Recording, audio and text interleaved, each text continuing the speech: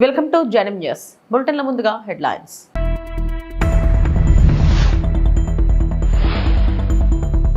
చేనేతకు చేయూతనిచ్చే బాధ్యత మా ప్రభుత్వానిదన్న సీఎం చంద్రబాబు. సవరించిన రాష్ట్ర కార్యాచరణ ప్రణాళిక ముసాయిదాను సమీక్షించిన డిప్యూటీ సీఎం పవన్ కళ్యాణ్.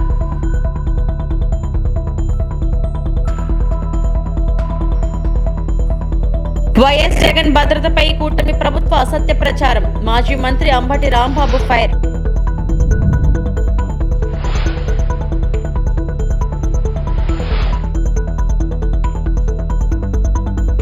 చేనేతకు చేయూతనిచ్చే బాధ్యత మా ప్రభుత్వానిది అని ఏపీ సీఎం చంద్రబాబు అన్నారు. 97,000 మంది నేతన్నలకి 50 ఏళ్లకే 4,000 పెన్షన్ ఇస్తున్నాం. స్కిల్ డిజైన్ నేర్పించి ఆదాయం పెంచే విధానం తీసుకొని వస్తాం. చేనేత కార్మికుల ఆరోగ్యం కోసం ఆరోగ్య బీమా కోసం 10 కోట్లు వెంటనే ఇస్తున్నాం. పొదుపు నిధిలో థ్రిఫ్ట్ ఫండ్ లో రాష్ట్ర ప్రభుత్వ వాటా 8% నుంచి 16% పెంచి నేతన్నల భవిష్యత్ అవసరాలకు దోహదపడతాం. 70 కోట్ల వరకు జీఎస్టీ రియంబర్స్ చేస్తాం. గ్రూప్ గా మగ్గం పెట్టుకోవడానికి స్థలం ఇస్తాం. ఇల్లు లేకపోతే చేనేత కార్మికులకు మగ్గాలు ఏర్పాటు చేసుకోవడానికి 4.30 లక్షలకు అదనంగా మరో 50,000 ఇచ్చి ఇల్లు కట్టిస్తాం. ఉత్పత్తులకు సరైన ధర రావడానికి అన్ని విధాలుగా సహకరిస్తాం. ప్రైవేట్ రంగాలు కూడా చేనేతను ప్రోత్సహించే విధంగా సహకరిస్తాం. 200 యూనిట్లు ఉచిత విద్యుత్ ఇస్తామన్నారు ముఖ్యమంత్రి చంద్రబాబు నాయుడు. డిజైన్ నేర్పిస్తాం. ఇంకో పక్క అవసరమైతే ఎక్కడికక్కడ లేటెస్ట్ టెక్నిక్స్ కూడా నేర్పిస్తాం. ఇవన్నీ నేర్పించి వాళ్ళ సమస్యలు పరిష్కారం చేసి వాళ్ళ ఆదాయాన్ని పెంచే మార్గాన్ని ఏం చేయగలుగుతామో అవి తీసుకురావడానికి ఒక సమగ్ర విధానం తీసుకొస్తామని చెప్పి కూడా నేను మీకు తెలియజేస్తున్నా. చేనేత కార్మికుల యొక్క ఆరోగ్యం కోసం ఆరోగ్య బీమా పథకానికి శ్రీకారం చుడతాం. దానికి 10 కోట్ల అవసరమన్నారు. ఈ రోజు చెప్తున్నా ఇమ్మీడియట్ గా ప్రారంభిస్తామని మీ అందరికీ హామీ ఇస్తున్నాం. ఇది కాకుండా పొదుపు నిధిలో థ్రిఫ్ట్ ఫండ్ ఉంది, ప్రభుత్వ వాటా ఉంది, 8% ఉంది.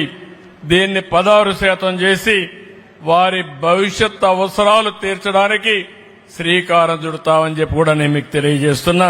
ఇంకో పక్క నేతనులందరూ ఇంట్లోనే మగ్గం పెట్టుకుంటారు. ఓసారి ఇంట్లో అవకాశాలు లేవు. ఇంట్లో మగ్గం పెట్టుకునే పరిస్థితి ఉంటే ఇంట్లోనే పెట్టిస్తాం. అక్కడ అవకాశం లేకపోతే ఎక్కడికక్కడ ఒక ప్రత్యేకంగా 4-5 ఎకరాల భూమి తీసుకుని అక్కడ మగ్గాలు పెట్టి కలెక్టివ్ గా కంబైన్డ్ గా సామూహికంగా పనిచేసే విధానానికి శ్రీకారం చుడతామని చెప్పి కూడా నేను మీకు తెలియజేస్తున్నా. ఇది ఎక్కడ అవసరమో ఈ 64 క్లస్టర్లో అక్కడ చేస్తాం. ఒకవేళ ఈ 64 క్లస్టర్లో మీకు ఇండ్లు కూడా లేకపోతే అలాంటి వారికి కొత్తగా ప్రభుత్వం 4,30,000 రూపాయల ఆర్థిక సహాయం చేస్తా ఉంది. అందులో మీకు ఇల్లు కట్టించే కార్యక్రమాన్ని చూస్తాం. అవసరమైతే చేనేత కార్మికులకి ఇంకొక 50,000 రూపాయలు అదనంగా కావాలంటే ఇచ్చి ప్రత్యేకంగా మగ్గాలు ఏర్పాటు చేసే బాధ్యత ఈ ప్రభుత్వం తీసుకుంటామని చెప్పి కూడా నేను మీకు తెలియజేస్తున్నా. ఇది కాకుండా ఈ రోజు మీరు చూస్తే మీ ఉత్పత్తులకు మెరుగైన ధర రావాలంటే బ్యాక్వర్డ్ ఫార్వర్డ్ లింకేజ్ అంటే నూలు దగ్గర నుంచి కలర్స్ దగ్గర నుంచి మీరు అమ్ముకునే వరకు ఏమేం చేయాలనో అవన్నీ చేయడం కోసం ముందుకు పోతామని చెప్పి కూడా నేను మీకు తెలియజేసుకుంటున్నాను. ద్వారా 200 యూనిట్ల కరెంటు మీకు ఇచ్చే బాధ్యత ఈ ప్రభుత్వం తీసుకుంటాం. ఉచితంగా 1 పైసా ఖర్చు లేకుండా. నేను దీనికి కూడా ఈ రోజే డిపార్ట్మెంట్కి ఒకటే చెప్తున్నా, దీన్ని ఇమ్మీడియట్ గా టేకప్ చేయాలి. ఎన్ని కుటుంబాలుంటే చేనేత కుటుంబాలు అన్ని కుటుంబాలకు ఇస్తాం. హ్యాండ్లూమ్కే కాకుండా పవర్ లూమ్స్ కూడా దీన్ని అన్వయిస్తాం. వాళ్ళకు కూడా ఎన్ని యూనిట్లు ఖర్చు అవుతుందో అన్ని యూనిట్లు ఉత్పత్తి చేసుకునే విధంగా ఉచితంగా సోలార్ ప్యానెల్స్ పెట్టి కరెంట్ ఇచ్చే బాధ్యత ఈ ప్రభుత్వం తీసుకుంటామని చెప్పి కూడా నేను మీకు తెలియజేసుకుంటున్నాను. విజయవాడలో చేనేత దినోత్సవాన్ని ముగించుకొని ఉండవల్లి వెళ్తూ ప్రకాశం బ్యారేజీపై కాన్వాయ్ ఆపి కిందకు దిగిన సీఎం చంద్రబాబు నాయుడు. బ్యారేజీ వద్ద కృష్ణమ్మ పర్వలను ఆసక్తిగా తిలకించిన సీఎం వరద ప్రవాహాన్ని చూసేందుకు బ్యారేజీ వద్దకు వచ్చిన సందర్శకులను దగ్గరకు పిలిచి మాట్లాడిన చంద్రబాబు కృష్ణమ్మకు జలకళ ఎంతో సంతోషాన్ని ఇచ్చిందన్న ముఖ్యమంత్రి. నీటి ప్రవాహాన్ని చూస్తుంటే ఎంతో సంతృప్తిగా ఉందంటూ సంతోషాన్ని వ్యక్తం చేసిన సీఎం చంద్రబాబు రాష్ట్రంలో ప్రాజెక్టుల్లో నీటి ప్రవాహాలపై తాజా పరిస్థితిని అధికారులను అడిగి తెలుసుకున్న సీఎం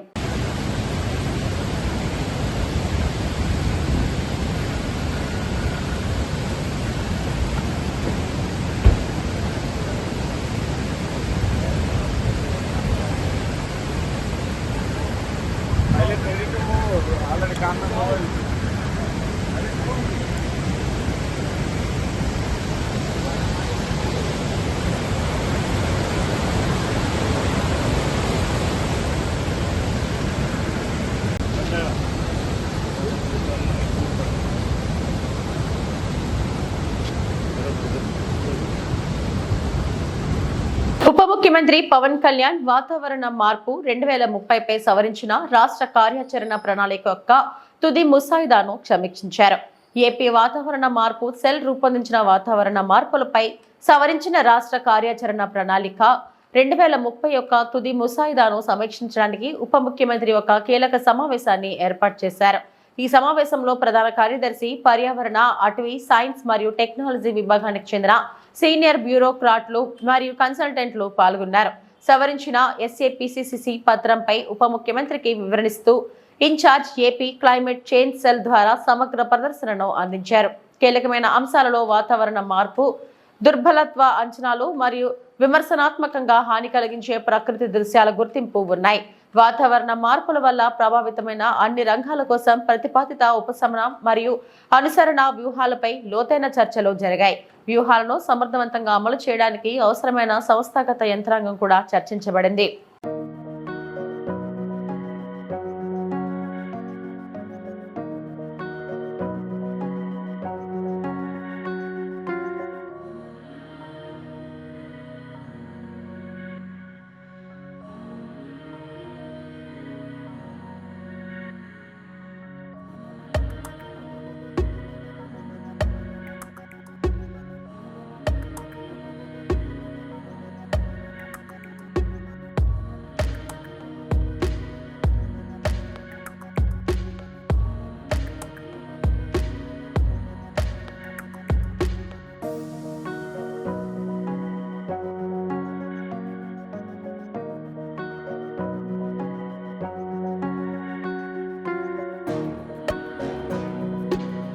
మంగళగిరి నాంచారమ్మ చెరువు ప్రాంగణంలో పద్మశాలియ బహుత్తమ సంఘం ఆధ్వర్యాన నూతనంగా నిర్మించిన కళ్యాణ మండపాన్ని ప్రారంభించిన నారా లోకేష్.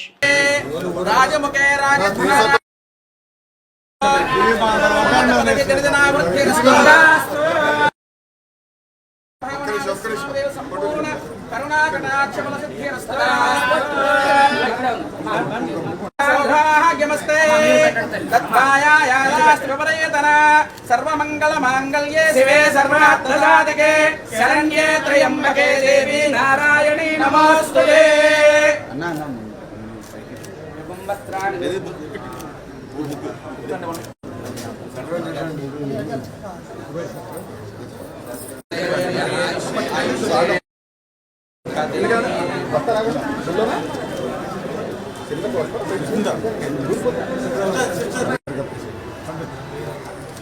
बृहस्पति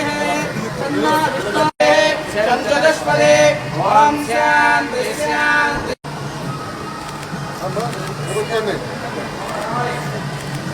सर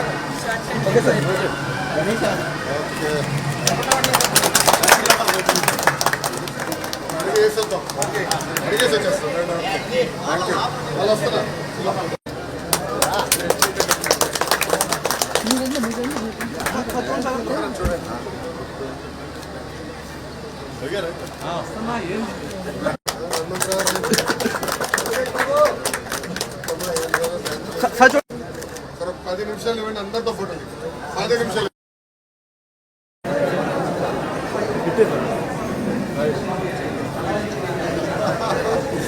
వైఎస్ఆర్ కాంగ్రెస్ పార్టీ అధినేత మాజీ ముఖ్యమంత్రి వైఎస్ జగన్ గారి వ్యక్తిగత భద్రతపై టీడీపీ కూటమి ప్రభుత్వం అనుసరిస్తున్న తీరు, ఆయనపై చేస్తున్న ప్రచారం గర్హనీయమని మాజీ మంత్రి అంబటి రాంబాబు మండిపడ్డారు. జగన్ గారికి ఏదైనా అనుకోనిది జరిగితే అందుకు కూటమి ప్రభుత్వానిదే పూర్తి బాధ్యత అని ఆయన తేల్చి చెప్పారు. మాజీ సీఎం వైఎస్ఆర్సీపీ అధ్యక్షుడు శ్రీ వైఎస్ జగన్ వ్యక్తిగత భద్రతపై టీడీపీ కూటమి ప్రభుత్వం నిర్లక్ష్య ధోరణితో వ్యవహరించడమే కాకుండా మంత్రులు నారా లోకేష్, అనిత, అచ్చెన్నాయుడు చాలా వ్యంగ్యంగా మాట్లాడుతున్నారని అంబటి రాంబాబు ఆక్షేపించారు. తాను సీఎం పదవికి రాజీనామా చేసే నాటికి ఉన్న భద్రతను కొనసాగించాలంటూ జగన్ గారు హైకోర్టును ఆశ్రయిస్తే దానిపైన మంత్రులు ఇష్టానుసారం మాట్లాడుతున్నారని ట్వీట్ చేస్తున్నారని గుర్తు చేశారు. జగన్ గారికి Z+ భద్రత కల్పించామని, అయితే గతంలో తనకు ఉన్న 986 మంది భద్రతా సిబ్బంది కావాలని ఆయన కోరుతున్నారని, సీఎం చంద్రబాబుతో పాటు హోంమంత్రి కూడా ఉద్దేశపూర్వకంగా అబద్ధాలు మాట్లాడుతున్నారని గుర్తు చేశారు. గతంలో జగన్ గారికి 986 మందితో భద్రత ఉందని టీడీపీ కరపత్రంగా ఉన్న ఎల్లో మీడియాలో చెప్పడం, దాన్నే చంద్రబాబు మొదలు మంత్రులంతా ప్రస్తావిస్తూ పచ్చి అబద్ధాన్ని పదే పదే ప్రచారం చేస్తున్నారని ఆక్షేపించారు.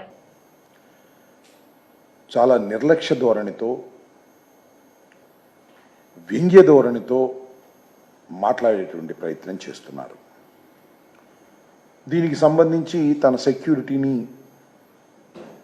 తాను ముఖ్యమంత్రిగా దిగిపోయిన రోజున ఏ విధంగా ఉందో ఆ విధమైనటువంటి సెక్యూరిటీని కల్పించవలసిందిగా న్యాయస్థానాన్ని ఆశ్రయించడం కూడా జరిగింది.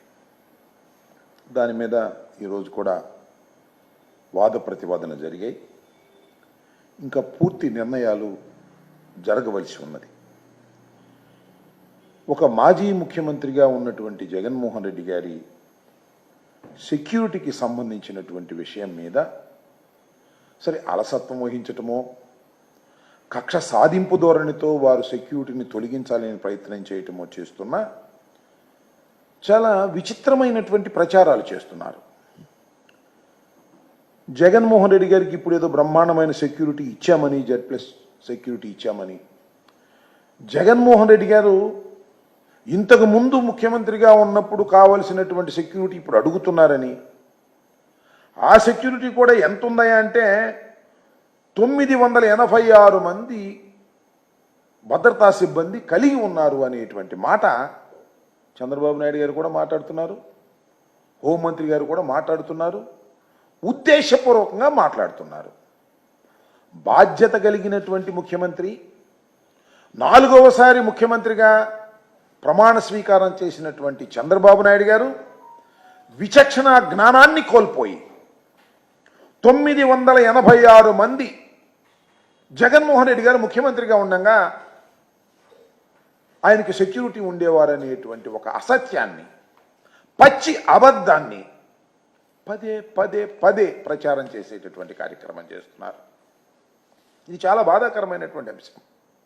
ఆ రోజున ఆయనకున్నది 139 మంది మాత్రమే భద్రతా సిబ్బంది ఉంటే 986 మంది భద్రతా సిబ్బంది జగన్మోహన్ రెడ్డి గారు పెట్టుకున్నాడు. ఏంది విచిత్రం, ఇంతమంది అవసరం ఆయనకి, మొత్తం రాష్ట్రంలో ఉన్న పోలీసులందరినీ ఆయన దగ్గరే కాపలా పెట్టుకున్నాడు అనేటువంటి ఒక భావన కలిగే విధంగా చంద్రబాబు నాయుడు గారు, ఆయన ప్రభుత్వం, కూటమి ప్రభుత్వం ప్రచారం చేస్తుంది.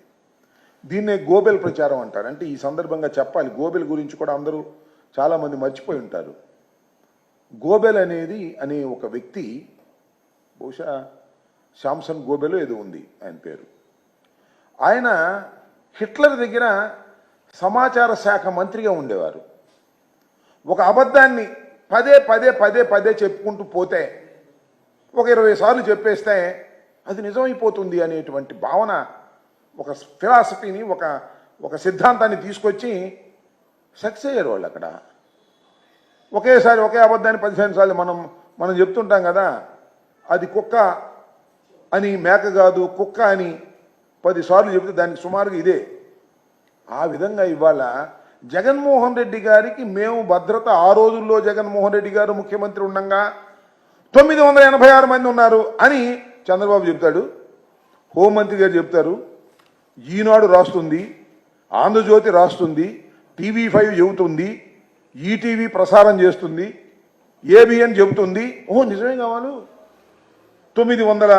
86 మందితో జగన్మోహన్ రెడ్డి గారు తన రేవంత్ రెడ్డి జీవో 55 తీసేసి నిరుద్యోగులను రోడ్డున పడేసిండు అని కేసీఆర్ ఎంతో ఆలోచించి ఉద్యోగ పరీక్షల్లో అన్ని వర్గాల వారికి సముచిత న్యాయం జరగాలని జీవో 55 తెచ్చారు. కానీ నేడు రేవంత్ సర్కార్ కావాలని ఏ కారణం లేకున్నా జీవో 55 స్థానంలో జీవో 29ని తీసుకొచ్చి నిరుద్యోగుల నోట్లో మట్టి కొడుతున్నారన్నారు బీఆర్ఎస్ నేత ఆర్ఎస్ ప్రవీణ్ కుమార్. అన్ని వర్గాలకు సముచిత న్యాయం జరగాలి, పరీక్షల్లో ఉండే అన్ని దశల్లో కూడా సముచిత న్యాయం ఉండాలని చెప్పేసి కేసీఆర్ గారు జీవో 55 తీసుకొస్తే ఏ కారణం లేకుండా రేవంత్ రెడ్డి గారు సామాజిక న్యాయానికి తూట్లు పొడుస్తూ మరి 2024లో ఫిబ్రవరి 8వ తారీఖు నాడు జీవో 29 తీసుకురావడం జరిగింది. ఒకవైపు రాహుల్ గాంధీ గారేమో పార్లమెంటులో రాజ్యాంగ పుస్తకాన్ని చూపిస్తూ మేము సామాజిక న్యాయం కోసమే నిలబడుతున్నామని ఒకవైపు రాహుల్ గాంధీ గారు అంటున్నారు.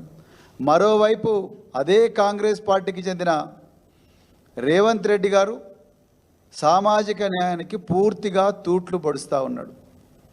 ఏ కారణం లేకుండా ఒక ఆంధ్రప్రదేశ్ రాష్ట్రంలో 2008లో జరిగిన ఒక సుప్రీంకోర్టు జడ్జిమెంట్ని అడ్డం పెట్టుకొని ఇవాళ ఆ జీవో 55ను రద్దు చేసి ఈరోజు రేవంత్ రెడ్డి ప్రభుత్వం ఆగా మేఘాల మీద కేసీఆర్ గారు అన్ని వర్గాలకు ఏ విధంగా న్యాయం జరగాలనో స్పష్టంగా వివరించిన జీవో 55 స్థానంలో జీవో 29ని తీసుకొచ్చి నిరుద్యోగుల నోట్ల మట్టి కొట్టిందని చెప్పి కేసీఆర్ గారు గ్రూప్ 1 నోటిఫికేషన్ ఇవ్వడమే కాకుండా గ్రూప్ 1లో ప్రిలిమినరీలో ఏ విధంగా రిజర్వేషన్ పాటించాలి, మెయిన్లో ఏ విధంగా రిజర్వేషన్ పాటించాలనేది చాలా స్పష్టంగా ఒక జీవో నెంబర్ 55 ద్వారా స్కీమ్ ఆఫ్ ఎగ్జామినేషన్ కూడా ఇవ్వడం జరిగింది.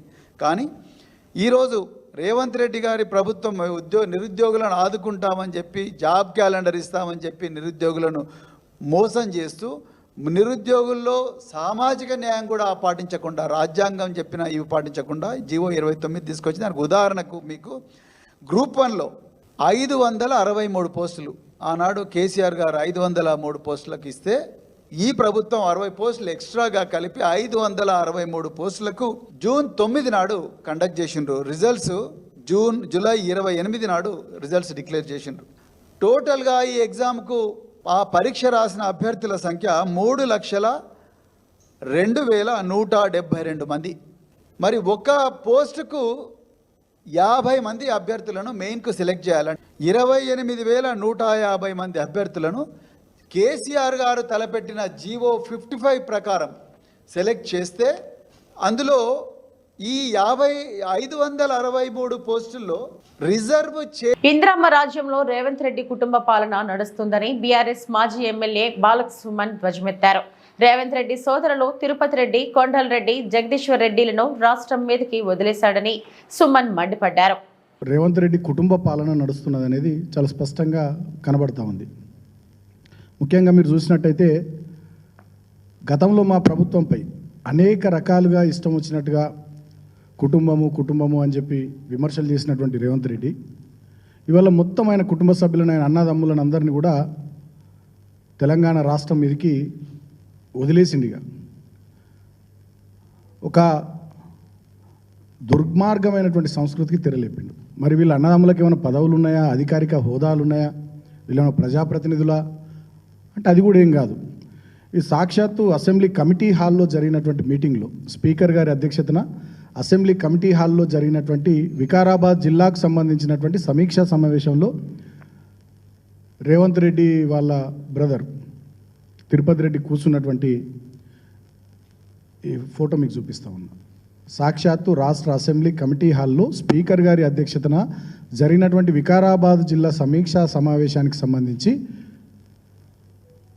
ముఖ్యమంత్రి సోదరుడు ఆ మీటింగ్లో అధికారికంగా వేదిక మీద కూర్చున్నటువంటి ఫోటోను మీకు చూపిస్తూ ఉన్నా. అదేవిధంగా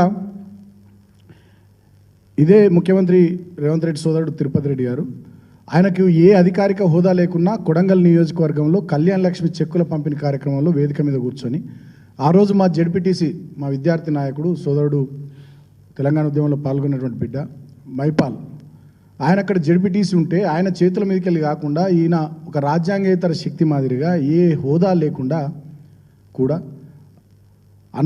వాళ్ళ బ్రదర్ యొక్క అధికారాన్ని అడ్డం పెట్టుకొని అక్కడ జెడ్పీటీసీలను ఎంపీటీసీలను ప్రజల చేత ఎన్నుకోబడ్డ ప్రజాప్రతినిధులను పక్కన పెట్టి ఆయననే కళ్యాణ లక్ష్మి చెక్కులను పంచినటువంటి విషయాన్ని కూడా మీకు ఈ ఫోటో ద్వారా చూపిస్తా ఉన్నాం. పాలేరు నియోజకవర్గంలో వర్షాలు కురుస్తున్నప్పటికీ చెరువులు పూర్తి స్థాయిలో నిండలేదు. ఇప్పుడు విడుదల చేసిన సాగర్ జలాలను అవసరమైన మేరకు పంటలకు వాడుకోవడంతో పాటు చెరువులను కూడా నింపుతాం.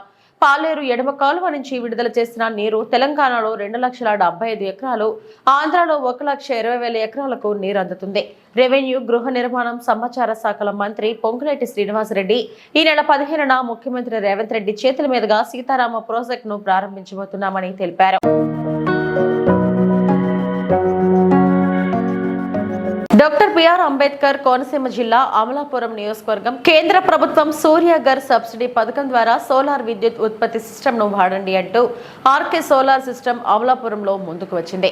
Solar system MD Raj Kumar మాట్లాడుతూ ఆర్కే సోలార్ సిస్టమ్ గత 14 సంవత్సరాల నుండి హైదరాబాద్లో ఉంది. ఆంధ్రప్రదేశ్లో ప్రతి జిల్లాలో ఏర్పాటు చేసి కొంతమందికి ఉపాధి కల్పిస్తాం. ఈ జిల్లాల్లో కూడా బ్రాంచ్ ఏర్పాటు చేస్తాం. ప్యానెల్ పెట్టడం కాదు, ప్రాబ్లం వస్తే 48 గంటల వ్యవధిలో క్లియర్ చేసి సర్వీస్ ఇస్తాం. ప్రాబ్లం సమయానికి చేయకపోతే దానికి అయ్యే ఖర్చు మొత్తం మేమే భరిస్తాం. లేని ఎడల మా మీద పోలీస్ కేసులు వంటివి పెట్టుకోవచ్చు అంటూ భరోసా ఇచ్చారు. మార్కెటింగ్ మేనేజర్ రాజారెడ్డి మాట్లాడుతూ సోలార్ వాడితే సబ్సిడీ రాదు, అలాగే వర్షం పడితే సోలార్ పనిచేయదు అని రాకరాకల మాటలు నమ్మొద్దన్నారు. ముఖ్యంగా పేద ప్రజలకు ఉపయోగపడుతుందని తెలిపారు. కొన్ని అపోహలు అయితే ఉన్నాయండి. మరి మీడియా సోదరులు ఇవన్నీ కూడా మీరు ఎక్కువ పబ్లిక్తో అటాచ్మెంట్లో ఉంటారు కాబట్టి ఈ విషయాలు కూడా మీరు చక్కగా రాసి అందరినీ అవేర్నెస్ తీసుకొస్తే అటు పేద ప్రజలతో పాటు దీంతో ఇంకో విషయం ఏంటంటే మన గవర్నమెంట్ కూడా చాలా ప్లస్ అండి. ఈరోజు మనం పనులు చేస్తామంటే మన కనీస అవసరాలు ఏదైనా వాటర్ కానివ్వండి, డ్రైనేజ్ కానీ, వాటర్ అది కూడా మనకి గవర్నమెంట్ కావాల్సిన రెస్పాన్సిబిలిటీ ఉంది. ఈరోజు భారం అయినప్పటికీ కూడా స్టేట్ చాలా రెవెన్యూ లాస్లో ఉన్నప్పటికీ కూడా వాళ్ళు కరెంట్ని పర్చేజ్ చేసి ఈరోజు 12 రూపాయలు యూనిట్ అనుకోండి, కేవలం 7 రూపాయలకి మనకి ఇవ్వడం జరిగింది. ఇది చాలా ఇంపార్టెంట్ పాయింట్. ఒక యూనిట్ దగ్గర మన స్టేట్ గవర్నమెంట్ అంత బడ్డన్ అయినా తప్పదు, అది ఇవ్వాలి. మన దగ్గర ఉన్నా లేకపోతే చేయవలసిన బాధ్యత మన గవర్నమెంట్ ఉంది.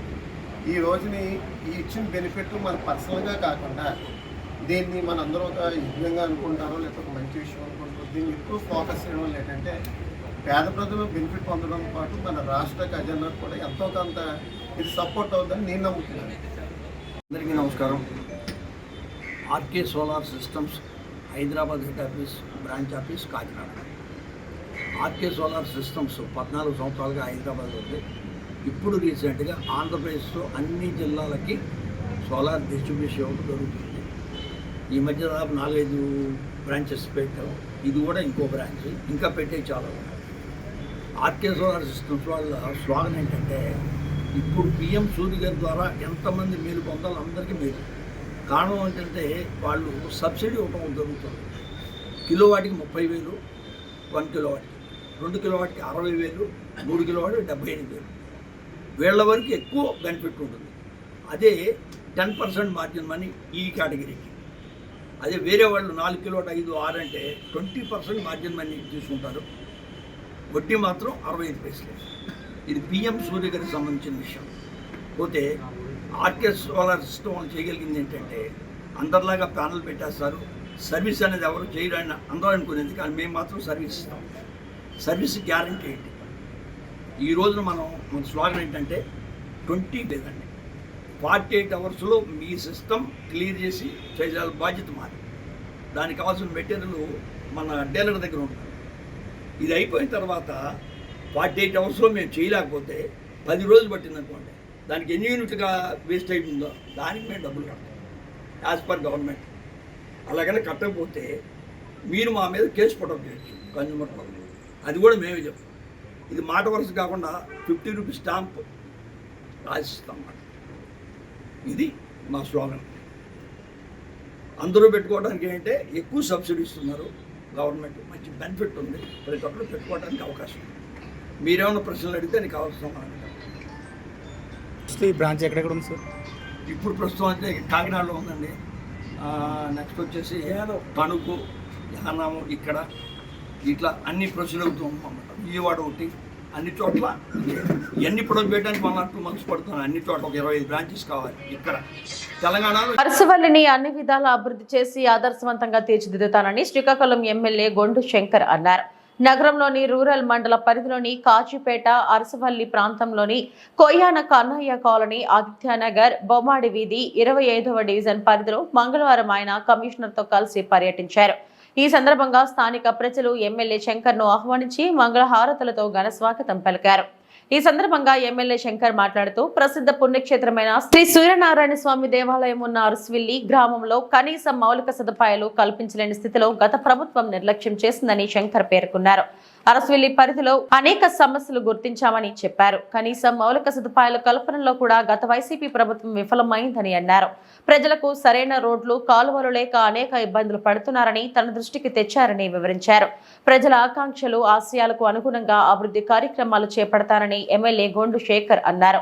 గత వైసీపీ ప్రభుత్వం అరసవల్లిలోని సమస్యలను ఏనాడు కన్నెత్తి కూడా చూడలేదని పేర్కొన్నారు. తన విషయం కోసం సహకరించిన అరసవల్లి ప్రజలకు ఎప్పటికీ రుణపడి ఉంటానని తెలిపారు. ఈ కార్యక్రమంలో ఆయనతో పాటు కమిషనర్ చల్లా బొబులేషు, టీడీపీ, జనసేన, బీజేపీ నాయకులు, కార్యకర్తలు, అరసవల్లి ప్రజలు పెద్ద ఎత్తున పాల్గొన్నారు. అరసవల్లి ప్రజలు అభ్యర్థన మేరకు నిన్న ఈరోజు అరసవల్లి ప్రాంతంలో మొత్తం కమిషనర్ గారు అలాగే ఇతర అరసవల్లి పెద్దలు అందరూ కూడా కలిసి మనం ఇది మొత్తం వెరిఫికేషన్ చేయడం జరిగింది. దాంట్లో భాగంగా ఈరోజు ఇక్కడ ఏదైతే ఇప్పుడు చూసామో ప్రతిసారి ఇక్కడ అరసవల్లి ఈ టెంపుల్ సూర్యనారాయణ స్వామివారి టెంపుల్ దేవస్థానం రద్దీ వల్ల చాలామంది ఇక్కడ అందరికీ ట్రాఫిక్ ఇబ్బందులు జరుగుతున్నాయి. కనుక ఈ రోడ్డును కనుక మనం అభివృద్ధి పరిచి లింక్ రోడ్డు మధ్యలో కెనాల్ వేసి ముందుకు వెళ్ళగలిగితే ఇది బైపాస్ కింద వాడుకొని ట్రాఫిక్ని ఎంతో వరకు డైవర్ట్ చేయొచ్చు పీక్ సీజన్స్లో అనేది ఇక్కడ ప్రజల యొక్క అభ్యర్థన. దానికి ఇప్పుడు కమిషనర్ గారు ఇప్పుడే చూడడం జరిగింది.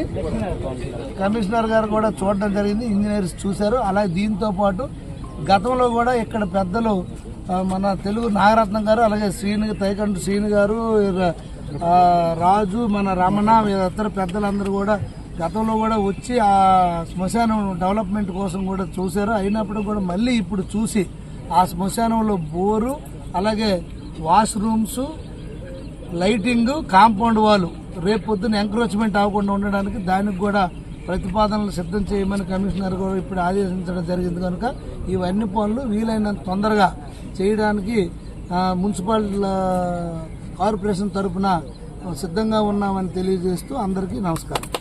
గుంటూరులో గాంజా పట్టివేత మీడియా ముఖంగా వెల్లడించిన గుంటూరు జిల్లా ఎస్పీ ఎస్ సతీష్ కుమార్ 20.5 కేజీల గాంజా పట్టుకున్నట్లు తెలిపిన ఎస్పీ. ఈ కేసులో 8 మంది నిందితులను ఉన్నట్లుగా గుర్తింపు. 4గురిని అరెస్టు చేసినట్లుగా ఎస్పీ వెల్లడి. ఏవన్గా కట్ట శ్రీను అనే వ్యక్తి అరెస్టు. చేబ్రోలు, వట్టి చెరుకూరు, నల్ల చెరువు ఏరియా వారు నిందితులుగా ఉన్నారు అన్న ఎస్పీ. ఈ కేసులో దాదాపు 10 నిందితులకు 10 ఏళ్ల శిక్ష పడొచ్చు. జిల్లాలో గంజాపై ప్రత్యేక దృష్టి సారించామన్నారు ఎస్పీ. గుంటూరులో బైక్ దొంగతనం చేసి దాని ద్వారా గంజా రవాణా సంబంధించి ఈ గంజా అనేది డిస్ట్రిబ్యూషన్ ఉంది అనేది అందరికి తెలుసు. దాన్ని కొన్ని సిస్టమాటిక్ గా కంట్రోల్ చేయాలన్న ఒక ప్రయత్నంలో ఫస్ట్ స్టెప్ గా మనం ఒక 20.5 kgs వరకు గంజా సీజ్ చేయడం జరిగింది. దీనిలో మనకు టోటలీ 8 మెంబర్స్ ఇన్వాల్వ్ అవ్వడం జరిగింది. ఇప్పుడు నుంచి మన కేసెస్ అన్ని కూడా ఒకరిని పట్టుకున్న తర్వాత దానితో పాటు ఎంతమంది పెడ్లర్స్, ఎంతమంది కన్స్యూమర్స్ అనేది డిఫరెన్షియేట్ చేస్తూ ఈ పెడ్లర్స్ పైన ఎక్కువ కాన్సన్ట్రేట్ చేస్తూ ఈ కన్స్యూమర్స్ ఎవరున్నారో వాళ్ళకు పేరెంట్స్ తో పాటు పిలిపించి కౌన్సిలింగ్ చేస్తూ ఒకవేళ కన్స్యూమర్స్ కూడా దీని ముందు కేసెస్ లో ఉన్నారంటే వాళ్ళని కూడా మనం అరెస్ట్ చేయాలని చెప్పి ప్లాన్ చేస్తున్నాము. దీంట్లో ఫస్ట్ స్టెప్ గా మనం ఈ పర్టికులర్ కేసు మనకి చీబ్రోల్లో మనం రిజిస్టర్ చేయడం జరిగింది. మనకి ఫస్ట్ అక్యూజ్డ్ A1 కట్టా శ్రీను అని చెప్పేసి ఖమ్మం జిల్లా వేంనూరు మండలం కందుకూరు గ్రామంలో ఏర్పాటు చేసిన బండి సోమకాంతం ప్రభుత్వ జూనియర్ కళాశాలలో అధ్యాపకులు లేక విద్యార్థులు జోరు వారంలో రోడ్డు ఎక్కారు. మాకు అధ్యాపకుల్ని ఏర్పాటు చేయండి మహాప్రభు అంటూ విద్యార్థి సంఘం ఎస్ఎఫ్ఐ ఆధ్వర్యంలో రోడ్డుపై ధర్నా నిర్వహించారు. ఆన్లైన్లో అడ్మిషన్లు తీసుకొని కళాశాలకు వస్తున్న విద్యార్థులకు బోధించే అధ్యాపకులు లేక అనేక ఇబ్బందులు పడుతున్నామని తల్లిదండ్రులు ఆవేదన చెందుతున్నారు. విద్యార్థులు కళాశాలలకు వచ్చి వెనుదిరిగిపోయే విధంగా ఉందని, అధ్యాపకులు లేక 2024 సంవత్సరంలో కళాశాలకు రాలేని దుస్థితి ఏర్పడిందని విద్యార్థుల ఆవేదన వ్యక్తం చేశారు. ఏది ఏమైనా స్థానిక ఎమ్మెల్యే మరియు అధికారులు దృష్టి పెట్టి ఈ కళాశాలకు అధ్యాపకులు వచ్చే విధంగా ఏర్పాటు చేసి తమ భవిష్యత్తును కాపాడాలని విద్యార్థులు కోరుతున్నారు. మా కాలేజీ పర్మనెంట్ లెక్చరర్లు వెంటనే, మా కాలేజీ పర్మనెంట్ లెక్చరర్లు వెంటనే, మా కాలేజీ అధ్యాపకులు వెంటనే, అధ్యాపకులు వెంటనే. వర్తిల్లాలి బండి సోమకాంతం ప్రభుత్వ కళాశాల విద్యార్థుల సంఘం, బండి సోమకాంతం ప్రభుత్వ కళాశాల విద్యార్థుల సంఘం, బండి సోమకాంతం ప్రభుత్వ జూనియర్ కళాశాల విద్యార్థుల సంఘం. రావాలి ఎంఆర్ఓ వెంటనే, రావాలి ఎంఆర్ఓ వెంటనే. చెప్పాలి మాకు సమాధానం, చెప్పాలి మాకు సమాధానం, చెప్పాలి మాకు సమాధానం. స్టాఫ్ ని నియమించాలి, ప్రభుత్వ కళాశాల స్టాఫ్ ని న్యాయం చేయాలి పేద విద్యార్థులకి, న్యాయం చేయాలి పేద విద్యార్థులకి, న్యాయం చేయాలి పేద విద్యార్థులకి. ఏర్పాటు చేయాలి మా కాలేజీలో వెంటనే లెక్చరర్స్ ని అధ్యాపకులను వెంటనే, అధ్యాపకులను వెంటనే లెక్చరర్లు ఏర్పాటు చేయాలి, లెక్చరర్లు ఏర్పాటు చేయాలి. రావాలి ఎంఆర్ఓ గారు. బండి సోమకాంతం కళాశాలలో అధ్యాపకులు ఏర్పాటు చేయాలి, కందుకూరు జూనియర్ కళాశాలలో ప్రభుత్వం అధ్యాపకులు ఏర్పాటు చేయాలి, నాన్ టీచింగ్ స్టాఫ్ ఏర్పాటు చేయాలి, నాన్ టీచింగ్ స్టాఫ్ ఏర్పాటు చేయాలి. పనిచేస్తున్న వారి జీతాలు వెంటనే ఇవ్వాలి, పనిచేస్తున్న వారి జీతాలు వెంటనే ఇవ్వాలి. రావాలి ఎంఆర్ఓ గారు వెంటనే, రావాలి ఎంఆర్ఓ గారు వెంటనే, రావాలి ఎంఆర్ఓ గారు వెంటనే. వర్తిల్లాలి ఎస్ఎఫ్ఐ, వర్తిల్లాలి ఎస్ఎఫ్ఐ, వర్తిల్లాలి ఎస్ఎఫ్ఐ, వర్తిల్లాలి ఎస్ఎఫ్ఐ. వెంటనే రావాలి ఎంఆర్ఓ గారు వెంటనే, రావాలి ఎంఆర్ఓ గారు వెంటనే, రావాలి ఎంఆర్ఓ గారు వెంటనే. పేద విద్యార్థుల లెక్చరర్లను, పేద విద్యార్థుల లెక్చరర్లను, పేద విద్యార్థుల లెక్చరర్లను రావాలి ఎంఆర్ఓ గారు వెంటనే. పేద విద్యార్థుల లెక్చరర్లను ఏర్పాటు చేయాలి, పేద విద్యార్థుల లెక్చరర్లను ఏర్పాటు చేయాలి, పేద విద్యార్థుల లెక్చరర్లను ఏర్పాటు చేయాలి, పేద విద్యార్థుల లెక్చరర్లను ఏర్పాటు చేయాలి. రావాలి ఎంసూర్ ఎంఆర్ఓ వెంటనే, రావాలి ఎంసూర్ ఎంఆర్ఓ వెంటనే, రావాలి ఎంసూర్ ఎంఆర్ఓ వెంటనే, రావాలి ఎంసూర్ ఎంఆర్ఓ గారు వెంటనే, రావాలి ఎంసూర్ ఎంఆర్ఓ గారు. ఎంసూరు మండలం కందుకూరు గ్రామం బండి సోమకాంతం ప్రభుత్వ జూనియర్ కళాశాల నుంచి మాట్లాడుతున్నాను. నేను ఫస్ట్ ఇయర్ విద్యార్థిని, ఎంపీసీ గ్రూప్ తీసుకున్నాను. నా పేరు మానికల శృతి, మా నాన్నగారి పేరు మానికల అప్పారావు. మాకు ఇక్కడ రెగ్యులర్గా ఫ్యాకల్టీ లేదు, మాకు ఫ్యాకల్టీ రావాలని కోరుకుంటున్నాం. ఇక్కడ మాకు డిప్యుటేషన్ మీద వచ్చి మధ్యాహ్నం వరకు చెప్పి వెళ్తున్నారు, ఒక్కోసారి అవి కూడా జరగడం లేదు. మాకు సాయంత్రం వరకు క్లాసులు జరగాలని కోరుతున్నాం. వేంసూరు మండలం కందుకూరు గ్రామం నుండి మాట్లాడుతున్నాం. బండి సోమకాంతమ్మ జూనియర్ కళాశాలలో చదువుకుంటున్నాం. నేను ఇంటర్ విద్యార్థిని, బైపీసీ తీసుకున్నాం. మాకు 2 కోట్ల కాలేజీ జరగాలని కోరుతున్నాం. ఫ్యాకల్టీ సరిగ్గా లేదు, ఇక్కడ 2 కోట్ల కాలేజీ జరగాలని కోరుతున్నాం. చెప్తున్నాను. వెంసూరు మండలం కందుకూరు గ్రామం బండి సోమకాంత జూనియర్ కాలేజ్లో చదువుతున్నాను. నేను ఇక్కడ ఫస్ట్ ఇయర్ చదువుతున్నాను. నేను ఎంపీసీ గ్రూప్ తీసుకున్నాను, కానీ ఇక్కడ ఎంపీసీ మ్యాథ్స్ అసలైతే ఒక క్లాస్ కూడా జరగటం లేదు. డిప్యూటేషన్ మీద వచ్చిన సార్స్ కూడా వాళ్ళు ఎప్పుడు వస్తున్నారో ఎప్పుడు వెళ్తున్నారో కూడా తెలియట్లేదు. వచ్చి 2-3 క్లాసులు అవ్వగానే ఇంటికి పంపిస్తున్నారు. మాకు పొద్దున్న నుంచి సాయంత్రం వరకు క్లాసులు జరగాలి, మాకు ఫుల్ ఫ్యాకల్టీ రావాలని కోరుతున్నాము. నమస్కారం అండి. మాది వేంసూరు మండలం కందుకూరు గ్రామం. మా పిల్లలు బండి సోమకాంతమ్మ జూనియర్ కళాశాలలో చదువుతున్నారు. అన్ని గ్రూపు పిల్లలు ఉన్నారు, కాకపోతే ఇక్కడ కాలేజీకి లెక్చరర్లు ఎవరు పంపించట్లేదు. అయితే ఈ పిల్లల భవిష్యత్తు నాశనం అయిపోద్దామని మేము ఆలోచిస్తున్నాం. మా పేరెంట్స్ అందరూ బాధపడుతున్నారు. ఇక్కడికి రావటం, కాలేజీలో ఒక్కళ్ళు కూడా చదవకపోవటం బాగా ఇబ్బందికరంగా ఉంది మాకు. ఇక్కడికి ఏ సారు రావట్లేదు, ఎవరూ పట్టించుకోవట్లేదు. కాకపోతే వేంసూరు నుంచి ఒక సార్ వస్తున్నారు. పాపం ఆ సార్ పొద్దున్న నుంచి పొద్దుగూకిన దాకా ఉంటున్నారు. ఆయన ఎంతమందికి చెప్పినా కానీ ఎవరు పట్టించుకోవట్లేదండి.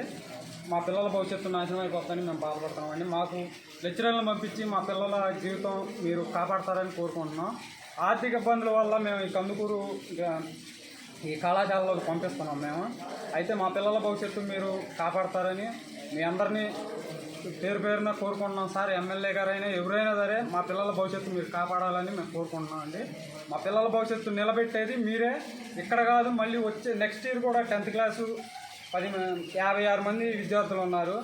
ఇక్కడ ఈ పిల్లలు ఇప్పుడు చదువుకోక ఈ కాలేజీ మూతపడితే ఆ పిల్లలు వచ్చి దీంట్లో చదవలేరని నేను అనుకుంటున్నాను. మీరు దాని గురించి మీరు కూడా రెస్పాండ్ అయ్యి ఈ కందకూరి కాలేజీ కట్టించారు కాబట్టి దీన్ని నిలబెట్టాలని నేను కోరుకుంటున్నాను. ఇది నా ప్రార్థన.